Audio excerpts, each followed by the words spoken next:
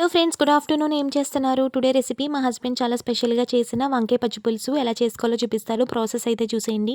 ముందుగా స్టవ్ మీద మనం రోటీలు చేసుకునే రోస్టర్ జాలి ఉంటుంది కదా! దాన్ని స్టవ్ మీద పెట్టుకొని బాగా హీట్ అయిన తర్వాత దానిపైన ఒకటి వైట్ బ్రింజాలు, అలాగే 2 టొమాటోస్, 3 పచ్చిమిర్చి, 1 ఆనియన్ పెట్టుకొని 2 సైడ్స్ అటు ఇటు తిప్పుకుంటూ బాగా కాల్చుకోవాలి. ఇప్పుడు మనకి దీనిపైన వెల్లుల్లిపాయలను కూడా పెట్టుకొని అది కూడా కాల్చుకొని ఈ విధంగా అయితే దంచుకొని పక్కకైతే తీసుకోవాలి. ఇప్పుడు ఒక చిన్న బౌల్ తీసుకొని దాంట్లోకి ఒక చిన్న నిమ్మకాయ సైజ్ అంతా చింతపండునైతే యాడ్ చేసుకొని ఒక 5 మినిట్స్ పాటు నానబెట్టుకోవాలి.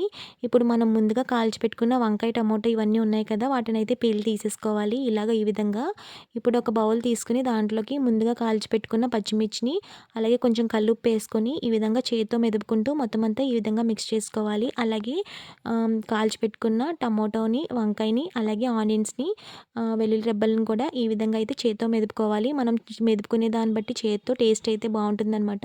ఇప్పుడు దీంట్లోకి కొంచెం కారం యాడ్ చేసుకొని, ఇప్పుడు ముందుగా నానబెట్టుకున్న చింతపండు రసాన్ని అయితే యాడ్ చేసుకొని కొంచెం కొంచెంగా ఏమీ లేకుండా మొత్తం అంతా వేసుకొని ఇప్పుడు ఈ విధంగా అయితే మిక్స్ చేసుకొని దీనైతే తాలింపు పెట్టుకోవాలి. తాలింపు కోసం స్టవ్ మీద కడాయి పెట్టుకొని దాంట్లోకి ఆయిల్ వేసుకొని బాగా హీట్ అయిన తర్వాత కొంచెం మినపప్పు, అలాగే కాల్చి దంచి పెట్టుకున్న వెల్లుల్లి రెబ్బలు, కొంచెం జీలకర్ర, అలాగే కరివేపాకును కూడా యాడ్ చేసుకొని బాగా ఫ్రై చేసుకొని ఇప్పుడు మనం ముందుగా చేసి పెట్టుకున్న పచ్చి పులుసు ఉంది కదా! దాంట్లోకైతే యాడ్ చేసేసుకోవడమే. హస్బెండ్ అయితే చాలా చేశారు పచ్చి పులుసు. నేను ఫస్ట్ అయితే భయపడ్డాను ఎలా ఉంటుంది ఏంటని. టేస్ట్ అయితే చాలా బావుంది. చాలా నచ్చింది నాకు.